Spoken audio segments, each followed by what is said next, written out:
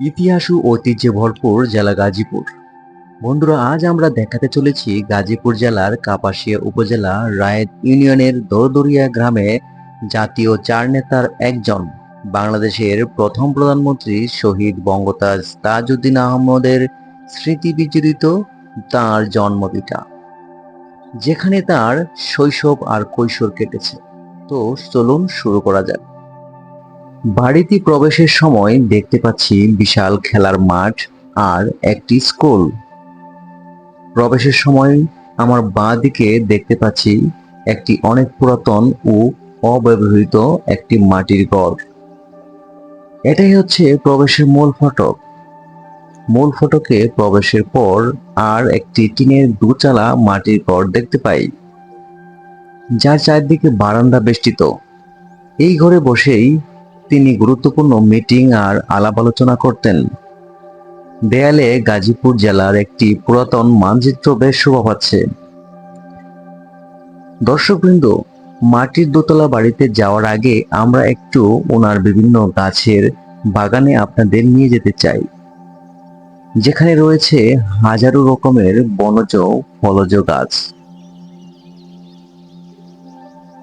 মূল দোতলা বাড়িটিতে দেখতে পাই দেয়ালে শহীদ তাজউদ্দিন আহমদের জন্ম ইতিহাসের একটি চিত্র, রয়েছে তার ছেলে মেয়ের ছবি।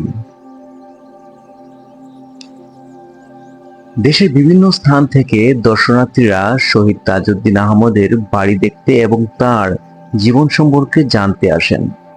বাড়ির পরিচালক আশেপাশে দর্শকদের দেখান এবং তাজউদ্দিনের গল্প শেয়ার করেন।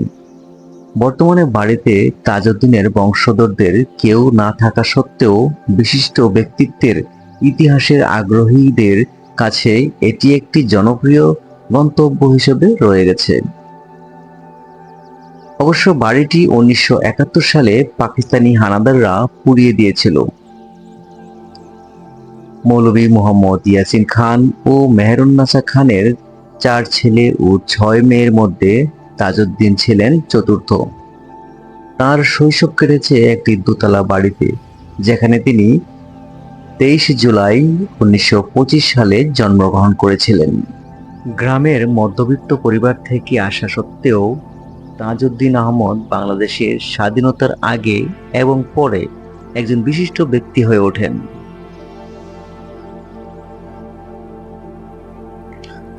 দর্শক, আমি এখন দাঁড়িয়ে আছি দুই পুকুরের মাঝখানে। আমার এ পাশে রয়েছে একটি পুকুর, যেটি তিনি জীবদ্দশায় করেছিলেন। বর্তমানে এটা ধান ক্ষেত চাষ করা হচ্ছে, কেবল এটা স্মৃতি রয়ে গেল।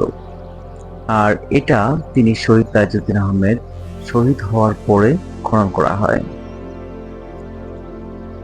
স্বাধীন বাংলাদেশের প্রথম প্রধানমন্ত্রী, স্বাধীনতা সংগ্রামের পুরোধা ব্যক্তিত্ব, মহান মুক্তিযুদ্ধের সফল সংগঠক, যুদ্ধদিনের কান্ডারি, বাংলাদেশের রাজনীতিতে মেধা, দক্ষতা, সততা, যোগ্যতা, আদর্শবাদের এক অনন্য দৃষ্টান্ত ও জাতীয় চার নেতা বঙ্গতাজ তাজউদ্দিন আহমেদ।